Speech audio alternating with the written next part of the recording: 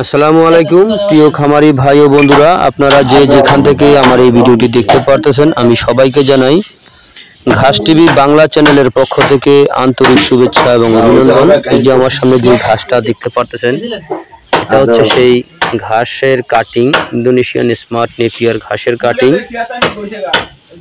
এই ঘাসটা যদি আপনারা একবার রোপণ করতে পারেন, একবার রোপণ করলে কমপক্ষে 5 থেকে 6 বছর পর্যন্ত গরু ছাগলকে খাওয়াতে পারবেন পাতা যুক্ত নরম রসালো স্বাদযুক্ত ঘাস। এই যে দেখেন, এখানে কাটার পরে ডগা অথবা পাতা আমরা এখানে সরিয়ে রেখেছি। এগুলো হচ্ছে গরু ছাগল ভেড়া মহিষ সকল গবাদি পশু খেয়ে থাকে। এই ঘাসটিতে ভিটামিন রয়েছে 30%, প্রোটিন রয়েছে 25%। এ কারণে এই ঘাস খাওয়ালে দুধ ও মাংস উভয় বৃদ্ধি হয়ে থাকে।